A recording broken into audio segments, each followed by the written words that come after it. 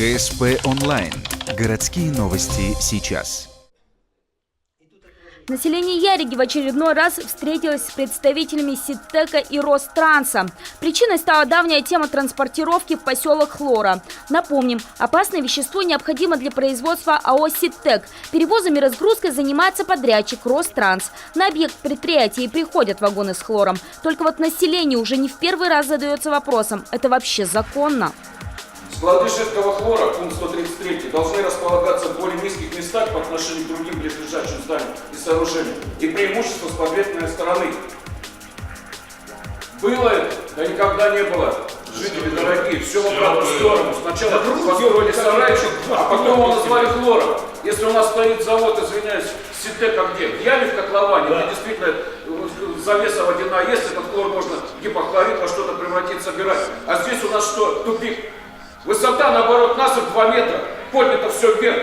Так вы хоть бы хотя бы для приличия тогда бы это обсыпали, как терриконником создали, как подается, там яма действительно осталась. И возите в своей яме, как хотите. Директор фирмы отвечает, у нас все по закону. Все нормы и правила соблюдены, хлор Яриге не грозит. Для того, чтобы он достиг поселка Ярик, он должен выйти за пределы участка транспортирования опасных веществ. Он должен выйти. Та система безопасности, которая спроектирована национальной хлорбезопасностью компании, она эту возможность полностью исключила. Каким образом она исключена? Я могу рассказать, как это происходит, что у нас находится и как это работает. То есть у нас находится, и так как я сказал, то есть мы работаем с одним контейнером хлора. Если что-то и произойдет, то это будет 1 тонна хлора. У нас стоят 10 датчиков, улавливающих хлор внутри объекта, 8 датчиков снаружи. Датчики стоят снаружи у тех элементов конструкции, через которые хлор может выйти. Жаль, население такие ответы не устраивают. В теории склада нет, поэтому и класс опасности всего 4. Но по факту на объекте, который, напомним, всего за полкилометра от жилых домов, может стоять до 17 вагонов с хлором. То есть на земле их не хранят, но на колесах они находятся именно там. Люди принимать этот факт без эмоций не могут. А в каком плане видеть я? Вы хитрите, вот дома сидите, и я не могу терпеть, как этот изловчается человек. Вы изменили проект.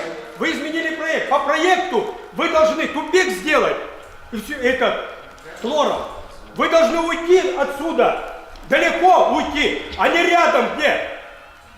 Я в свое время ругался из-за того, что уезжаете на 10 километров. Эмоцию собравшихся били через край. Людям страшно. Особенно после того, как пошли слухи. На Ситтеке 2 рабочих уже отравились хлором. Руководитель местного филиала развеял опасения.